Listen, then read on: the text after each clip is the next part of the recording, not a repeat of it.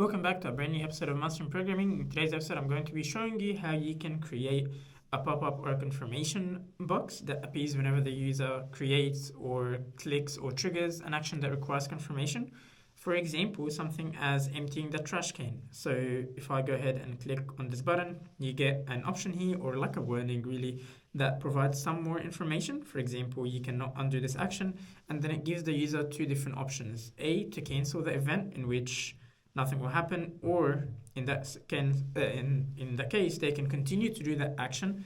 So if I click on empty trash, and we will see how we can get a specific action from this, such as trash was destroyed or so on. Now, this is a very easy tutorial. It's a feature that most likely will be in your app, and we're going to do it in probably less than 10 minutes. Without further ado, let's get started. Now, as you can see, we have an empty project here. We didn't really change anything. It's exactly how we would receive it. And the first thing that I'm going to be doing is I'm actually going to be removing this function that was here from the previous tutorial, but I will also be removing everything inside of that VStack. And instead, what I'll be doing is I'll just simply be creating one button, because that is all we need. So I'll be adding a button. Inside of here, I'll say empty trash. So this is exactly how I showed you in the demo before the tutorial started. Inside of here, we want to create, first we want to create a variable here that's a Boolean, and that will allow us to decide whether or not we're showing that confirmation box. So to do this, I'll be saying at state, and then I'll say var is showing dialog, and I'll say false because when you first start the app, it's obviously a false. Now, when someone does click on the button, what we want to do is we want to say is showing dialog is equal to true. Now, you don't want to perform the actual action of whatever this button does inside of here. For example, if it is to empty a trash can, you don't want to start emptying the trash can inside of here. Instead, you want to simply show that dialog and then handle that action depending on what the user says inside of that dialog. And I'll show you how to do that in just a second. So after that, now that this will turn into true, what we want to do is we want to put a dot, and we're going to type in confirmation dialog.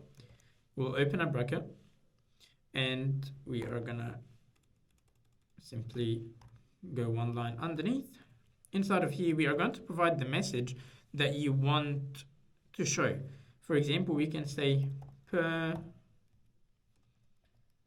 permanently erase the items in the trash can. And then after that, we are going to say is presented, and we're going to say $ is showing. So is presented, decide if it's true, then the dialog will be appearing. If it's false, then it won't appear. And we're simply going to be using the variable that we created at the top here in order to decide whether or not we should be showing it, basically. And we need a comma over here. I think that should fix the problem. There we go. Now, we also need to remove the I, and it goes over here. There we go. So now that we don't have any issues.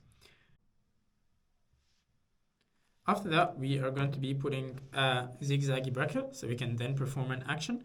And we're going to be adding another button over here. And this one will be the one that will allow us to actually empty that trash can. So I'll say empty trash. And then we're going to be assigning it a role, and it's going to be destructive. That means continue with the action. So actually move forward with that action that you want. I'm going to add another zigzaggy bracket, and here I want to print a statement just so that we know that the app actually knows when we're going with the destructive action and when we're not, or when we click enter. So I'm just going to say trash was destroyed. Now, if you're actually working on an app, this is where you'll be adding the line or the function that you want to trigger permanently. So after this stage, what we can do is we can come over here and we can say message. Again, another zigzaggy bracket. And here we can add some text explaining further information. So for example, we can say you cannot undo this action. Let's go ahead and run this and see if it runs exactly the same way as we demonstrated at the beginning. So I'm going to click on run.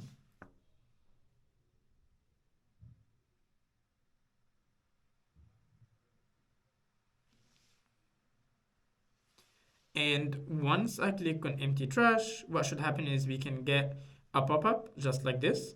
And we have two options, a cancel, which if we click, nothing really happens at all. And you can see that we're getting this message. But if I run this again, and this time I do click on empty trash, so that button, we should be getting that print message. So I'm going to click on it. Nothing happens at this stage, but if I click on empty trash, now we do get this text printed showing that we did actually move forward with that action. This is it for that episode. I hope you did enjoy it. Please make sure you do leave a like, leave a comment if you would like to get a specific tutorial or if you would like to recommend something for this channel. I hope you enjoyed it and see you in the next episode.